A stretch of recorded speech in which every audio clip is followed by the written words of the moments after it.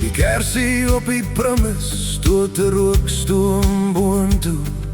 'n Ou swart ketel wat saggies op sy 3 poot neerie. Op die geruite doek staan 2 tinbekers gereed vir die sterk boere tee wat die môre koue wegvee.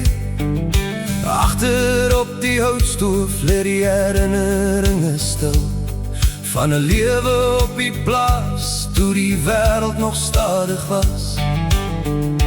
Hoor jou kombuisreëls teen die witmuur, was jou hande, help mekaar en wees dankbaar vir elke maal. Geen gejaag na die wêreld, geen geraas van die stad, net jou plaashuis warmte op ons lewenspad.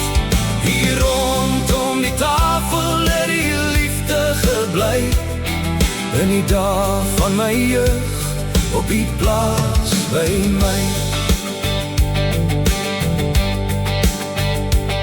Die groenbroodblik bewaar nog die plaasbrood se geur. Die geelblik beker met tee wat sterk trek.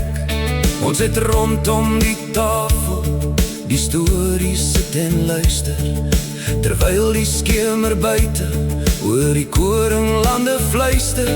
Geen skerms of selfone wat die stilte kom steel, net die geklap van die kombuisdeur wat herinneringe deel. Oor jou kombuisreëls teen die witmuur, was jou hande, help mekaar en dankbaar vir elke maal. Geen gejaag na die wêreld, geen geraas van die stad, net jou plaashuis warmte op ons lewenspad. Hier rondom die tafel het die liefde gebly, in die dae van my jeug op die plaas by my. Die jare het verbygesnel, die ou mense is heen. Die primus stoof se vlammetjie is al flou, maar as ek my oë sluit en die teepot oorkook, sien ek weer die ou plaas in die agtergrond. Oor die ou kombuisreëls teen die witmuur, was jou hande, help mekaar en dankbaar vir elke maal.